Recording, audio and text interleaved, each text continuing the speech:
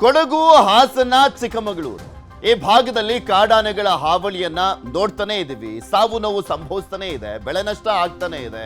ಆದ್ರೂ ಸರ್ಕಾರಕ್ಕೆ ಎಷ್ಟೇ ಮನವಿ ಮಾಡಿಕೊಂಡ್ರು ಕೂಡ ಸರ್ಕಾರ ಸ್ಪಂದಿಸ್ತಾ ಇಲ್ಲ ಅನ್ನುವಂತ ಆಕ್ರೋಶದ ಕಟ್ಟೆ ಕೂಡ ಅವಾಗ ಹೊಡಿತಾನೆ ಇದೆ. ಚಿಕ್ಕಮಗಳೂರಿನಲ್ಲಿ ನಿಲ್ತಾ ಇಲ್ಲ ಕಾಡಾನೆ ದಾಳಿ. ಒಂದೇ ವಾರದಲ್ಲಿ ಕಾಡಾನೆ ದಾಳಿಗೆ 2 ಕಾರ್ಮಿಕರು ಬಲಿಯಾಗಿದ್ದಾರೆ. ನಿನ್ನೆ ಮಹಿಳೆಯನ್ನ ಕೊಂದು ಹಾಕಿತ್ತು ಕಾಡಾನೆ, ತುಳಿದು ಹಾಕಿತ್ತು. ಕಾಡಾನೆ ದಾಳಿಯನ್ನ ಖಂಡಿಸಿ ನಿನ್ನೆ ಪ್ರತಿಭಟನೆ ಕೂಡ ಜೋರಾಯಿತು. ಕಾಡಾನೆಯಿಂದ ಕಾರ್ಮಿಕ ಮಹಿಳೆ ಸಾವನ್ನಪ್ಪಿದ್ದ ಹಾಗೆ ಅದನ್ನ ಖಂಡಿಸಿ ಪ್ರತಿಭಟನೆಯನ್ನ ಮಾಡಲಾಯಿತು. ಪ್ರತಿಭಟನಾಕಾರರ ಮೇಲೆ ಲಾಠಿ ಚಾರ್ಜ್ ಅನ್ನ ಮಾಡಿ ಬಂಧನ ಕೂಡ ಆಯಿತು. ಲಾಠಿ ಚಾರ್ಜ್ ಅನ್ನ ಮಾಡಲಾಯಿತು. ದೊಡ್ಡ ಸಂಖ್ಯೆಯಲ್ಲಿ ಪ್ರತಿಭಟನಾಕಾರರು ಸೇರ್ಕೊಂಡು ಆಕ್ರೋಶವನ್ನ ವ್ಯಕ್ತಪಡಿಸಿದಂತ ಹಿನ್ನೆಲೆಯಲ್ಲಿ ಹೋರಾಟಗಾರರ ಮೇಲೆ ಲಾಠಿ ಚಾರ್ಜ್ ಮಾಡಲಾಯಿತು. ಬಂಧನಕ್ಕೆ ಖಂಡನೆಯನ್ನ ಕೂಡ ವ್ಯಕ್ತಪಡಿಸಲಾಗ್ತಾ ಇದೆ. ಇಂದು ಚಿಕ್ಕಮಗಳೂರು ಜಿಲ್ಲೆಯ 3 ತಾಲೂಕುಗಳಲ್ಲಿ ಬಂದ್ಗೆ ಕರೆಯನ್ನ ಕೊಡಲಾಗಿದೆ. ಚಿಕ್ಕಮಗಳೂರು ಜಿಲ್ಲೆಯಾದ್ಯಂತ ಕಾಡಾನೆ ದಾಳಿ ಅಲ್ಲ, ಹಾವಳಿ ಅಲ್ಲ. ಚಿಕ್ಕಮಗಳೂರಿನ ಕಡೂರು, ಬೀರೂರು, ತರೀಕೆರೆ, ಚಿಕ್ಕಮಗಳೂರು ತಾಲೂಕಿನ ಅರ್ಧ ಭಾಗ ಅಲ್ಲೆಲ್ಲ ಇಲ್ಲ.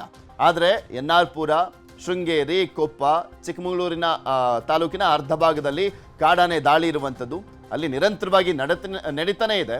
ಎನ್ನಾರ್ಪುರ, ಕೊಪ್ಪ, ಶೃಂಗೇರಿ ತಾಲೂಕು ಬಂದ್ಗೆ ಇವತ್ತು ಕರೆಯನ್ನ ಕೊಡಲಾಗಿದೆ.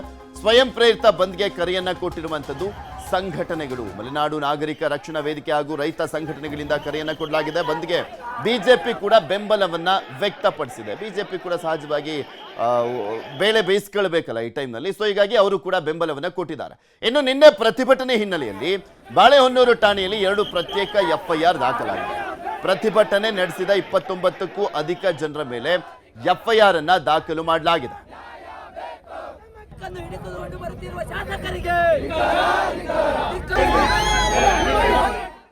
ಇನ್ನು ಕಾಡಾನೆ ದಾಳಿಯನ್ನ ಖಂಡಿಸಿ ನಿನ್ನೆ ಪ್ರತಿಭಟನೆಯನ್ನ ಮಾಡಲಾಯಿತು. ಈ ಹಿನ್ನೆಲೆಯಲ್ಲಿ ಬಾಳೆಹೊನ್ನೂರು ಠಾಣೆಯಲ್ಲಿ 2 ಪ್ರತ್ಯೇಕ FIR ಅನ್ನ ದಾಖಲು ಮಾಡಲಾಗಿದೆ. ಬಾಳೆಹೊನ್ನೂರು ಠಾಣೆಯಲ್ಲಿ 2 ಪ್ರತ್ಯೇಕ FIR ದಾಖಲಾಗಿದೆ. ಪ್ರತಿಭಟನೆ ನಡೆಸಿದ 29ಕ್ಕೂ ಅಧಿಕ ಜನರ ಮೇಲೆ FIR ಆಗಿದೆ. ಪ್ರತಿಭಟನೆ ಮಾಡಿದ್ರಲ್ಲ ಅದರಲ್ಲಿದ್ದಂಥ ಪ್ರಮುಖ 29 ಜನರ ಮೇಲೆ FIR. ಪ್ರತಿಭಟನೆ ನಡೆಸಿದವರ ವಿರುದ್ಧ ಸುಮೋಟೋ ಕೇಸನ್ನ ದಾಖಲು ಮಾಡಿಕೊಳ್ಳಲಾಗಿದೆ. 10ಕ್ಕೂ ಅಧಿಕ ಪೊಲೀಸರಿಗೆ ಗಾಯ ಅಂತಲೂ ಕೂಡ FIR ನಲ್ಲಿ ಉಲ್ಲೇಖ ಮಾಡಲಾಗಿದೆ. ಕಲ್ಲು ತೂರಾಟದಿಂದ ಪೊಲೀಸ್ ಸಿಬ್ಬಂದಿಗೆ ಗಾಯ ಆಗಿದೆ. ಆ ವಿಚಾರಕ್ಕೆ ಸಂಬಂಧಪಟ್ಟಂತೆ ಕೂಡ FIR ದಾಖಲಾಗಿದೆ. DAR ವಾಹನ ಪಲ್ಟಿ ಮಾಡಲಿಕ್ಕೆ ಯತ್ನದ ಆರೋಪ. ಸೊ ಹೀಗಾಗಿ BNS ಆಕ್ಟ್ 353 ಕಲಂ ಬಿ, 195, 57, 132, 126 ಕಲಂ 2, 191 ಕಲಂ 2, 190 ಸೆಕ್ಷನ್ಗಳ ಅಡಿಯಲ್ಲಿ ಪ್ರಕರಣವನ್ನ ದಾಖಲು ಮಾಡಲಾಗಿದೆ. ಟೋಟಲಿ 2 FIR ಆಗಿದೆ. ಇನ್ನು ನಾವು ಕಲ್ಲು ತೂರಾಟ ಮಾಡಿಲ್ಲ, ನಮ್ಮ ಮೇಲೆ ಸುಳ್ಳು ಕೇಸನ್ನ ದಾಖಲು ಮಾಡಿದ್ದಾರೆ ಅಂತ ನಾಗರಿಕ ರೈತ ಹಿತರಕ್ಷಣಾ ಸಮಿತಿ ಹೋರಾಟಗಾರ ಚಂದ್ರಶೇಖರ್ ಅವರು ಆರೋಪವನ್ನ ಮಾಡ್ತಾ ಇದ್ದಾರೆ. ನಾವು ಕಲ್ಲೇ ತೂರಿಲ್ಲ, ಸುಮ್ಮನೆ ಇವರು FIR ಅನ್ನ ದಾಖಲು ಮಾಡಿದ್ದಾರೆ, ಸುಮ್ಮನೆ ಆರೋಪ ಮಾಡ್ತಾ ಇದ್ದಾರೆ ಅನ್ನುವಂಥದ್ದು ಆಕ್ರೋಶಕ್ಕೆ ಕಾರಣ ಆಗಿದೆ. ಸೊ ಹೀಗಾಗಿ ಬಂದ್ಗೆ ಕರೆಯನ್ನ ಕೊಡಲಾಗಿದೆ.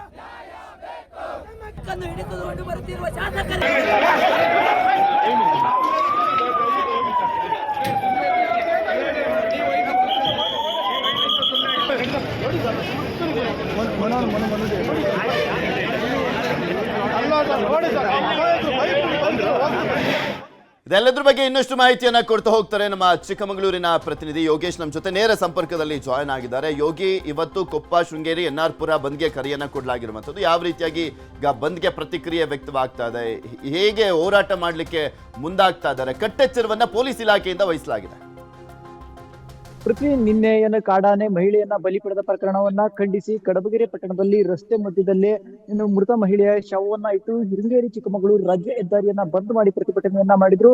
ಮಧ್ಯಾಹ್ನದವರೆಗೂ ಕೂಡ ಶಾಂತ ರೀತಿಯಲ್ಲಿ ಸಾಗಿದ್ದಂತಹ ಪ್ರತಿಭಟನೆ ಜಿಲ್ಲಾಧಿಕಾರಿಗಳು ಮತ್ತು SP ಸ್ಥಳಕ್ಕೆ ಸಂಜೆ ಆದ್ರೂ ಬರಲಿಲ್ಲ ಅನ್ನೋ ಒಂದು ಕಾರಣಕ್ಕೆ ರೈತರ ಆಕ್ರೋಶ ಹೆಚ್ಚಾಗಿತ್ತು. ಈ ಹಿನ್ನೆಲೆಯಲ್ಲಿ ಏನಂತಂದ್ರೆ ರೈತರ ಆಕ್ರೋಶ ಹೆಚ್ಚಾದ ಬೆನ್ನಲೆಯಲ್ಲಿ ಆ ಒಂದು ಸಂದರ್ಭದಲ್ಲಿ ಮೃತ ಮಹಿಳೆಯ ಕುಟುಂಬಸ್ಥರಿಗೆ ಮೃತ ಮಹಿಳೆಯ ಶವವನ್ನ ಕೊಟ್ಟು ಕಳಿಸ್ಲಿಕ್ಕೆ ಜಿಲ್ಲಾಡಳಿತ ಮುಂದಾಗಿತ್ತು. ಆ ಸಂದರ್ಭದಲ್ಲಿ ಪ್ರತಿಭಟನಾಕಾರರು ವಿರೋಧವನ್ನ ವ್ಯಕ್ತಪಡಿಸಿದ ಬೆನ್ನಲ್ಲೇ ಆ ಒಂದು ರೈತರ ಮೇಲೆ ಲಾಠಿ ಚಾರ್ಜ್ ಅನ್ನ ಮಾಡಲಾಗಿತ್ತು. ಅದರಿಂದಾಗಿ ಆಕ್ರೋಶಗೊಂಡಂತಹ ರೈತ ಸಂಘಟನೆಗಳಿರ್ಬೋದು, ಮಲೆನಾಡು ರೈತ ಮತ್ತು ನಾಗರಿಕ ಹಿತರಕ್ಷಣಾ ಸಮಿತಿ ಪ್ರತಿಭಟನೆಗೆ ಕರೆಯನ್ನ ಕೊಟ್ಟಿರ್ತಕ್ಕಂಥದ್ದು. ಈ ಒಂದು ಪ್ರತಿಭಟನೆಗೆ ರೈತ ಸಂಘಟನೆಗಳು ಹಾಗೂ ರೈತರು ಕೂಡ ಬೆಂಬಲವನ್ನ ವ್ಯಕ್ತಪಡಿಸಿರ್ತಕ್ಕಂಥದ್ದು. ಬಿಜೆಪಿ JDS ಕೂಡ ಬೆಂಬಲವನ್ನ ವ್ಯಕ್ತಪಡಿಸಿದೆ.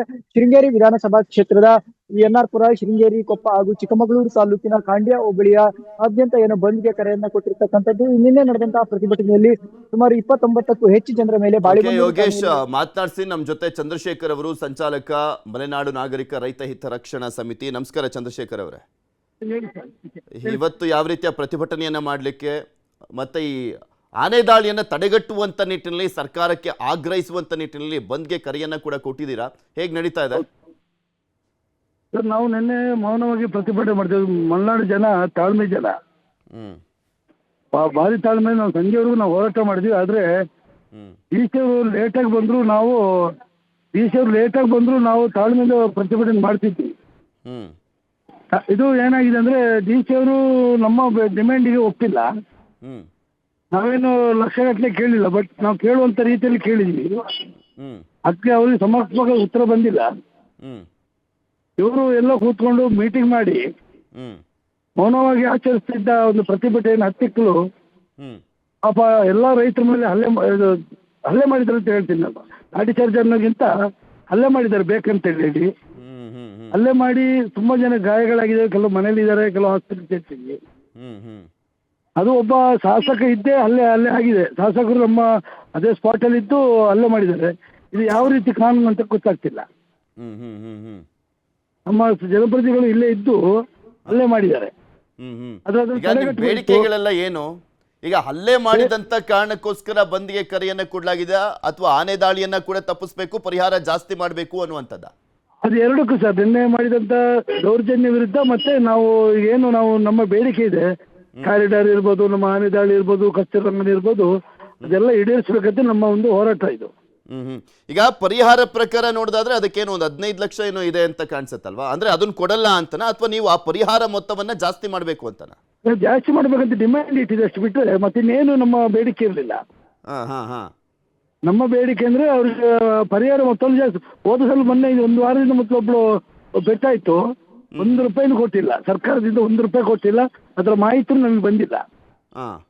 ಅದು ಯಾಕಂದ್ರೆ ಅದು ಹೊರಗಡೆ ಸೈಡ್ ಕಾರ್ಮಿಕರು, ಅವರು ನಮ್ಮ ಬೆಳಗಾವಿ ಸೈಡ್ ಕಾರ್ಮಿಕರು, ಅವರಿಗೊಂದು ಪರಿಹಾರನೂ ಕೊಟ್ಟಿಲ್ಲ ಸರ್. ಆ ವಿಚಾರ ಇಟ್ಕೊಂಡೇ ನಾವು ಹೋರಾಟ ಮಾಡಿಲ್ಲ. ಸರ್ಕಾರ ಅಂದ ತಕ್ಷಣ ತತ್ಕ್ಷಣಕ್ಕೆ ಪರಿಹಾರ ಆ ಕ್ಷಣಕ್ಕೆ ಕೊಡೋದಿಲ್ಲ, ಹೌದು. ಆದ್ರೆ ಕೊಡೋದೇ ಇಲ್ಲ ಅನ್ಬಿಟ್ಟು ಹೇಳಿದಾರ, ಹೇಗೆ? ಕೊಡೋದಿಲ್ಲ ಅಂತ ಹೇಳಿದಿಲ್ಲ, ಬಟ್ ನಮ್ಮ ಒಂದು ಡಿಮ್ಯಾಂಡ್ ಇತ್ತು, ಅದನ್ನ ಅವರು ಈಡೇರಿಸಬೇಕು. ಒಂದು ಅದೇ ಪದೇ ಸಾಯ್ತಿದಾರಲ್ಲ, ಈಗ 13 ಜನ ಸತ್ತಿದ್ದಾರೆ ಇಲ್ಲಿವರೆಗೆ. ಹೌದು. ಅದಕ್ಕೇನು ರಿಸಲ್ಟು? ಅದಕ್ಕೆ ಪರಿಹಾರ ಕೊಡ್ಲಿಲ್ಲ, ಎಲ್ಲರೂ ಪರಿಹಾರ ಇಲ್ಲ. ಸುಮ್ಮನೆ ಅದು ಮಾಡ್ತೀವಿ ಇದು ಮಾಡ್ತೀವಿ ಅಂತೇಳಿ ಬಾಯಿ ಮಾತಲ್ಲಿ ಹೇಳಿಕೆ ಕೊಡ್ತಾರೆ ಬಿಟ್ರೆ ಇಲ್ಲವರೆಗೆ ನಮ್ಗೆ ಯಾವುದೇ ಪರಿಹಾರ ಕಂಡುಕೊಂಡಿಲ್ಲ ಅದಕ್ಕೆ. ಓಕೆ, ಈಗ ಸಾವನ್ನಪ್ಪದಂತವ್ರಿಗೆ ಬರೀ ಪರಿಹಾರ ಕೊಟ್ಬಿಟ್ರೆ ಹಿಂಗೆ ಆಗ್ತಾನೆ ಹೋಗ್ತಾ ಇರ್ತವೆ ದಾಳಿಗಳು. ಬಟ್ ಆಲ್ಟರ್ನೇಟಿವ್ ಆಗಿ ಅದಕ್ಕೆ ಬೇರೆ ಏನಾದ್ರು ವ್ಯವಸ್ಥೆ ಅನ್ನುವಂಥದ್ದು ಆಗ್ಬೇಕಲ್ಲ, ಅದಕ್ಕೆ ಏನಾದ್ರು ಪ್ಲಾನ್ ಮಾಡಿದಾರಾ? ಅದ್ರ ಬಗ್ಗೆ ಏನಾದ್ರು ಚರ್ಚೆ ಮಾಡಿದೀರಾ? ಇಲ್ಲ, ಅವ್ರು ಬಾಯಲ್ಲಿ ಹೇಳ್ತಾರೆ ಅಷ್ಟೇ ಬಿಟ್ಟು ಇಲ್ಲವ್ರಿಗೆ ಮಾಡಿ. ನಮ್ಮ ಹತ್ರ ಅದು ಏನೋ ಬ್ಯಾರಿಕೇಡ್ ಮಾಡ್ತೀವಿ, ಚರಂಡಿ ಹೊಡಿತೀವಿ, ಅದು ಮಾಡ್ತೀವಿ, ಕರೆಂಟಿನ ವ್ಯವಸ್ಥೆ ಮಾಡ್ತೀವಿ ಅಂತ ಹೇಳ್ತಾರೆ. ಇಲ್ಲವ್ರಿಗೆ ಏನು ಮಾಡಿಲ್ಲ, ಏನು ಆಗಿಲ್ಲ ಇದುವರೆಗೂ, ಆಗಿಲ್ಲ. ಅದಕ್ಕೋಸ್ಕರ ನಮ್ದು ಹೋರಾಟ ಬಿಟ್ರೆ ಆನೆ ದಾಳಿಯನ್ನು ತಪ್ಪಿಸಿ, ನಾವು ಆನೆಯನ್ನು ಓಡಿಸಿ ಅಂತ ಹೇಳ್ತಿಲ್ಲ, ಆನೆ ದಾಳಿಯನ್ನು ತಪ್ಪಿಸಿ ಅಂತ ನಮ್ಮ ಹೋರಾಟ. ಅದೇ ನಿನ್ನೆ ನಡೆದಂತ ಮೌನ ಹೋರಾಟವನ್ನ ಹತ್ತಿಕ್ಕಲು ಬೇಕಂತಲೇ ಇದು ಮಾಡಿದಂತ ಅವ್ರದ್ದು ಒಂದು ನಮ್ಮ ಮೇಲೆ ಹಲ್ಲೆ ಮಾಡಿದ್ದಾರೆ, ಯಾರು ಪೊಲೀಸರು. ಏನ್ ಇಂಟೆನ್ಷನ್ ಇದ್ದಿದ್ದ ಇಂಟೆನ್ಷನ್ ಏನು? ಸೈಲೆಂಟ್ ಆಗಿದ್ದಂತ ಪ್ರತಿಭಟನೆಯನ್ನ ಲಾಠಿ ಚಾರ್ಜ್ ವರೆಗೂ ತಿರುಗಿಸೋದಕ್ಕೆ? ಹೌದು, ಅದು ಅವರೇ ಕಾರಣ. ಯಾರು ಪೊಲೀಸರು, ಅವರು ರಸ್ತೆ ತಡೆ ಮಾಡಿದ್ವಲ್ಲ, ಅದಕ್ಕೆ ಅವರು ಇದು ಮಾಡಿದ್ದಾರೆ. ಡಿಸಿ ಅವರು ಬಂದ ಮೇಲೆ ತೀರ್ಮಾನ ಆಗಿದ್ದು. ಅದು ಯಾವ ರೀತಿ ನಮ್ಮ ಮೇಲೆ ಮೌನವಾಗಿದ್ದು, ನಾವೇನು ಹಲ್ಲೆ ಮಾಡಿದ್ರು ಒಂದು ಲೆಕ್ಕ ಬೇರೆ. ನಾವೇನು ಕಲ್ಲು ತೂರಾಟ ಹಲ್ಲೆ ಮಾಡಿದ್ರೆ ನಮ್ಮ ಮೇಲೆ ಒಂದು ಹಲ್ಲೆ, ಇದು ಲಾಠಿ ಚಾರ್ಜ್ ಮಾಡೋದು ಸರಿ ಅಂತ ನನ್ನ ಭಾವನೆ. ಬಟ್ ನಾವು ಏನು ಮಾಡಿಲ್ಲ ಸರ್. ನಾವೆಲ್ಲರೂ ಕಮ್ಮಿ 1-2 ಸಾವಿರ ಜನ ಇದ್ವಿ ಇಲ್ಲಿ. ಅವ್ರ ಮೇಲೆ ಹಲ್ಲೆ ಮಾಡಿದ್ದಾರೆ. ಆ ಸರ್ಕಾರ ಈ ಸರ್ಕಾರ ಅಂತಲ್ಲ ಸರ್, ಎಲ್ಲಾ ಸರ್ಕಾರ ಬಂದಾಗ್ಲೂ ಇದು ನಡೀತಾನೆ ಇದೆ. ಬಟ್ ಒಂದು ಪರ್ಮನೆಂಟ್ ಸೊಲ್ಯೂಷನ್ ಅನ್ನುವಂಥದ್ದು ಬೇಕಲ್ಲ. ಯಾಕೆ ನಿಮ್ ಜನಪ್ರತಿನಿಧಿಗಳಿಗೆ ಇಚ್ಛಾಶಕ್ತಿ ಕೊರತೆ ಕಾಣಿಸ್ತಾ ಇದೆ? ಅದು ಅವರು ತಿಳ್ಕೊಬೇಕು ಸರ್. ಅದು ಈಗ ಪ್ರತಿಭಟನೆ ಆಗ್ಬೇಕಾದ್ರೆ ಒಂದ್ ಪಕ್ಷದವ್ರ ವಿರುದ್ಧ ಹೋರಾಟ ಅನ್ನೋ ಕಾರಣಕ್ಕೋಸ್ಕರ ಇನ್ನೊಂದ್ ಪಕ್ಷದವ್ರು ಬೇಳೆ ಬಯಸ್ಕೊಳ್ಳೋದಕ್ಕೆ ಬಂದ್ ಸಪೋರ್ಟ್ ಮಾಡ್ಬಿಡೋದು. ಅವ್ರ ಪಕ್ಷ ಇದ್ದಾಗ ಏನು ಮಾಡ್ಲಿಲ್ಲ, ಸುಮ್ನೆ ಇದ್ರು. ನಿನ್ನೆ ಅದೇ ಆಗಿರೋದಲ್ಲ, ಹಂಗೆ ಆಗ್ತದಲ್ಲ. ನಾವು ಪಕ್ಷಾತೀತವಾಗಿ ರೈತರ ಪರ ಹೋರಾಟ ಮಾಡುವ ಹೊರತವರು ನಾವು ಯಾವುದೇ ಪಕ್ಷದಲ್ಲಿ ಇಲ್ಲ ಸರ್. ನಾವು ರೈತರು ಏನಿದ್ರೆ ಅಲ್ಲಿ ನಾವು ಬೆಂಬಲ ನಿಲ್ತೀವಿ, ಹೋರಾಟ ಮಾಡ್ತೀವಿ. ಅದು ಕೆಲವು ಸೇರ್ಕೊಂಡು ಸ್ವಲ್ಪ ಏನ್ ಮಾಡಿದ್ರೆ ಗೊತ್ತಿಲ್ಲ, ಬಟ್ ಹಲ್ಲೆ ಮಾಡಿದಂತೂ ಸತ್ಯ. ನಾವೇನು ಯಾರ ಮೇಲೆ, ಪೊಲೀಸ್ ಮೇಲೆ ಆಗ್ಲಿ ಯಾರ ಮೇಲೆ ಹಲ್ಲೆ ಮಾಡಿಲ್ಲ. ಸ್ವಲ್ಪ ಆಗ್ತದೆ, ನುಕ್ಕಟ್ಟು ಆಗ್ತವೆ. ನಮ್ಮಲ್ಲೂ ಹುಡುಗರು ಕಿಚ್ಚಿದ್ದವರಿಗೆಲ್ಲ ಎಲ್ಲ ಯುವಕರೇ ಇದ್ದಿದ್ದು.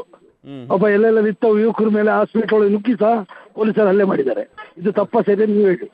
ಅಲ್ಲ ಅವ್ರು FIR ದಾಖಲು ಮಾಡ್ಕೊಂಡಿದ್ದಾರೆ, ನೀವೆಲ್ಲ ಕಲ್ಲು ತೂರಾಟ ಮಾಡಿದೀರಾ ಅಂತೆಲ್ಲ FIR ದಾಖಲಾಗಿದೆ. ಗೊತ್ತು ಒಂದ್ 29 ಜನರ ವಿರುದ್ಧ FIR ದಾಖಲಾಗಿದೆ. ಅದು ಮಾಹಿತಿ ಬಂತು ಸರ್ ನಮಗೆ. ಅದು ಹಾ, ಅದಕ್ಕೆ ನೋಡ್ಬೇಕು ಏನ್ ಮಾಡ್ಬೇಕಂತೇಳಿ ನಾವೆಲ್ಲ ಸಂರಕ್ಷಣೆ ಮಾಡ್ತೀವಿ. ಇದಕ್ಕೆ ಜನಪ್ರತಿನಿಧಿಗಳೇ ಕಾರಣ. ಇದು ಓಕೆ. ಇಲ್ಲಿ ಯಾರು ನಾವು ಯಾರು ಎಲ್ಲದಕ್ಕೂ ಕಾರಣ ಅವರೇ. ಸಮಸ್ಯೆ ಬಗೆಹರಿಯೋದಕ್ಕೂ ಅವರೇ ಮುಂದಾಗಬೇಕು, ಸಮಸ್ಯೆ ಇನ್ನೂ ದೊಡ್ಡದಾಗಿ ಆಗೋದಕ್ಕೂ ಅವರೇ ಕಾರಣ ಆಗ್ತಾರೆ. ಈಗ mainly ಈಗ ಅಂದ್ರೆ ಸರ್ ಬಂದ್ಗೆ ಕರೆ ಕೊಟ್ಟಿದ್ದೀರಲ್ಲ, ಬೆಂಬಲ ಸಿಗ್ತಾ ಇದೆಯಾ? ಬೆಂಬಲ ಸಿಗ್ತಿದೆ. ಓಕೆ ಓಕೆ, ಸರಿ ಸರ್. ನೋಡೋಣ ಯಾವ ರೀತಿಯಾಗಿ ಬಂದ್ ಆಗುತ್ತೆ ಮತ್ತು ಒಂದ್ ಕಡೆ ಕ್ರಮ ಕೈಗೊಳ್ಳುವಂತ ನಿಟ್ಟಿನಲ್ಲಿ, ಪರಿಹಾರ ಹುಡುಕುವಂತ ನಿಟ್ಟಿನಲ್ಲಿ ಸರ್ಕಾರ ಮುಂದಾಗುತ್ತೆ ಅಂತ. ಧನ್ಯವಾದ ನ್ಯೂಸ್ 18 ಜೊತೆ ಮಾತನಾಡಿದ್ದಕ್ಕೆ.